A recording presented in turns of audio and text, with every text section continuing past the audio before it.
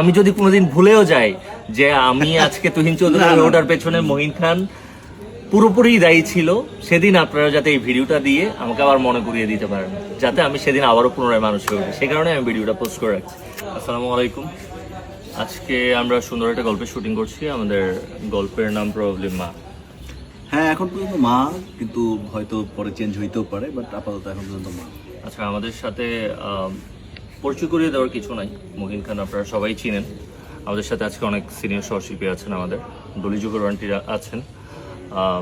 তবে এই মানুষটাকে নিয়ে আমি স্পেশালি কিছু কথা বলতে চাই। আপনারা আজকে আমাকে তুহিন চৌধুরীকে আপনারা অভিনেতা হিসেবে অনেকেই চিনেন, আমার কাছ থেকে আপনারা পছন্দ করেন, অনেক সময় আপনাদের প্রশংসা পাই, আমি সবসময় প্রেস করেন। তো আমি তুহিন চৌধুরীকে আপনাদেরকে চেনানোর পেছনে যে পেছনের মানুষটা, আসলে এই গল্প অকপটে আমি জানি না, মানে কখনো ইন ফিউচার আমি যাতে মানুষ থাকি আর কি, আমি এই জিনিসটা স্বীকার করে যেতে চাই।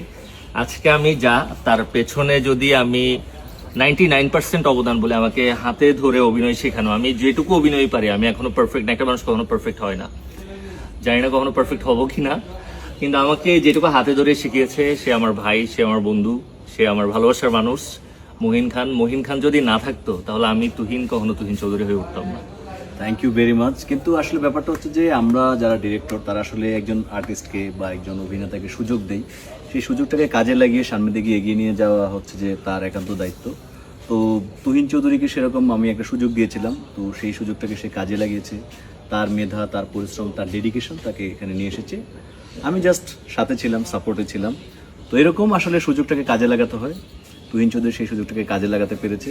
ইনশাল্লাহ ভবিষ্যতে আরও অনেক ভালো করুক তুহিন চৌধুরী, আরও অনেক দূরে এগিয়ে যাক, অনেক সুন্দর সুন্দর গল্পে কাজ করুক, আমাদের দেশের একজন অন্যতম প্রধান অভিনেতা হয়ে উঠুক। এই দোয়া এবং ভালোবাসা সবসময় রইল ভাই। থ্যাংক ইউ, লাভ ইউ ভাই। Love you too, love you too. আপনারা সবাই আমাদের জন্য দোয়া করবেন, মহিন খানের জন্য দোয়া করবেন, স্পেশালি আমার জন্য দোয়া করবেন, যাতে আমরা অনেক ভালো ভালো কাজ করতে পারি আর আমাদের বন্ধনটা যাতে অটুট থাকে, কারণ আমাদের মধ্যে প্রচুর মিসআন্ডারস্ট্যান্ডিং হয়।